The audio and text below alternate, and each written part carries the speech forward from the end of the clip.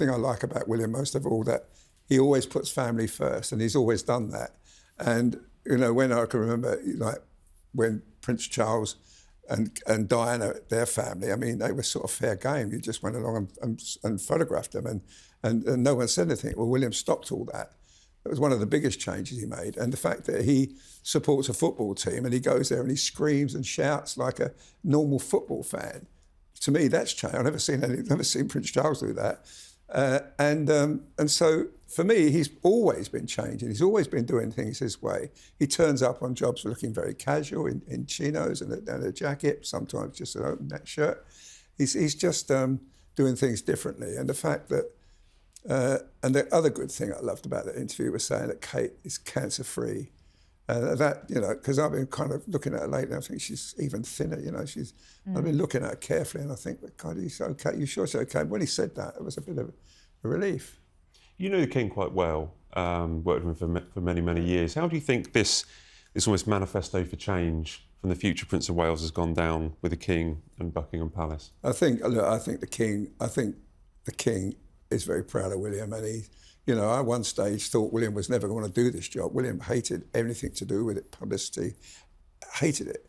But he's accepted it, but he's doing it his way. And there's nothing really the King can do about it. The King is, one of the biggest things the King had was to make William into a good king. And I think he's done that. I think William is not only a good king, he's a great statesman. You know, you see him with Trump a couple of weeks ago, and then he's laughing and he's joking and he's really engaging. I've seen him in Israel, you know, when you know, some of the problems there, and he's just brilliant the way he negotiates everything, you know. So I think, you know, I'm seeing, we're so lucky we've got him and Catherine, you know. I think that the royal family's in safe hands with them too. Now, he may make some changes. He might want to maybe cut down the coronation ceremony a bit, because that goes on a bit while. But, you know, those things are not important. Most important thing is that he wants to do the job and he wants to do it his way. And I think that's what came across brilliantly in that show.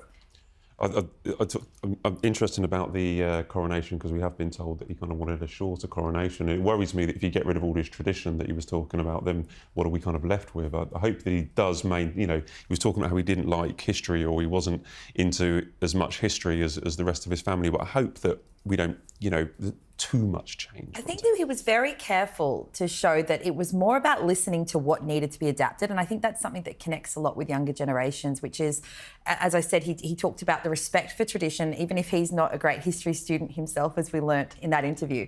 I think that it's more about looking at the business model and saying, how does this fit in 2030, whenever he becomes the king? How does this fit, and how can we make sure it's operating at the way that it should be operating at this point in time? And also, as Arthur said, looking at the change as well that I felt he was referring to was that personal change, the approach that he has to his family and having a young family while also being a monarch. It's going to be a different approach than what we've seen in the past. There was also some fun anecdotes, Samara. I really like the idea that he was talking about when he was a child, or when he was children, he was playing with his cousins in St George's Hall. And we'd been there just the other day for the Donald Trump state visit, and it's a beautiful place, but they were talking about they were running up and down the hall getting splinters. And yeah, the massive ones. Yeah, and he still takes his children into the castle at night to run around.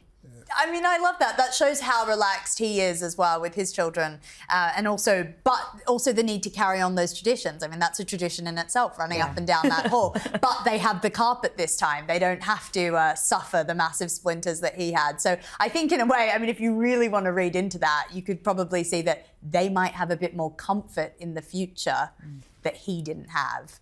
Maybe I'm sort of reading into that carpet analogy a little bit too much. But yeah, I think that there are some changes, but you can see that the traditions are still there. Arthur, obviously Charles was also a pioneer when he was Prince of Wales. I mean, he came up, he transformed the Prince of Wales role that allows William to succeed in that. I mean, he was a modern man in his time when he was Prince of Wales, right? He was very forward-thinking. I was, you know, when he came out of the Navy, he started the Prince's Trust on his Navy pension. And he got John Snow, the broadcaster, who was ran a children's, young people's centre, and he's done brilliantly with that. I mean, over 1 million kids come off the scrap heap thanks to him. So, you know, he was always forward thinking, and has to change. You know, the way our late Queen and the Duke of Edinburgh operated was great, and they were brilliant. But Charles was completely different now.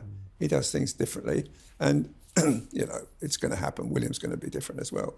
I mean, I remember turning up on a job with William in Birmingham, and it was in a restaurant, and the phone rang, and he picked the phone up, and he took this book in for he said 2 o'clock fine. He said, it's okay, 2 o'clock's fine, you know. And he just, him and Catherine laughing their heads off, you know. Now, I've never seen the Queen do that, a late Queen. I've never seen Prince Charles do that, but this is William. This is the way he's going to do things, yeah.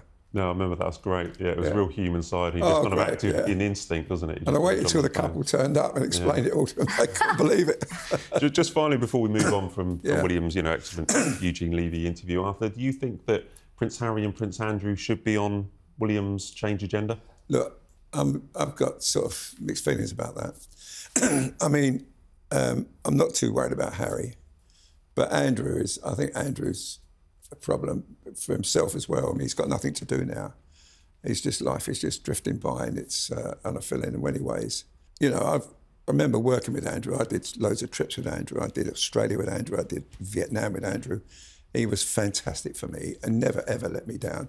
He gave me some great exclusives over the years, and I remember that. And me personally, I can't be nasty to someone who was lovely to me. So, yeah, that's my view. You know. You guys, just before we move on, do you think William's change agenda will involve anything to do with Harry and William, Harry and Andrew? I think Andrew particularly, I understand completely what you're saying there. I think the greater difficulty with the public is whenever we see Andrew, we're sort of reminded that he's never really openly showed real remorse for the issues that have arisen in the past. And I think that for a lot of people, that's what's really jarring. I think William's acutely aware of how that all plays out every single time he's spotted with the royal family. So I do think there'll be a much lower tolerance for having him sort of near them or in their orbit in the future. Yeah, well, you know, I mean, what point you made earlier about, you know, he's the king's brother, and whatever you feel, you know, there's feelings there between the two of them, and I mean, you know, I think he's handled it well. Well, let's see. As I say, change agenda is a long time in the future. Can someone help me out? Samara, help me out. There were photographs and footage of Meghan in Paris. What was she wearing, and why was she there? I don't think Meghan even knows why she was there. She looked like she'd been lobotomized the entire time. She's just had this sort of blank expression on her face as she was wafting in and out of corridors in Paris. I mean, it was a surprise. No one really knew that she was going to show up there. She was dressed in sort of many neutral colours, which is hilarious because the entire time she was in the royal family, she was lamenting about the fact that she couldn't wear bright colours. But now that she's out, the only thing she can wear are sort of whites and beige. So the whole thing was a bit of a weird farce. I mean, I know we'll get on to some of the videos that she took on her Instagram earlier, but I was confused and confronted by the whole thing because this is not the I'm going to save the world Meghan that I envisioned. This is the I'm a celebrity, I'm desperate for a photo, I want to be in the limelight, I don't need privacy.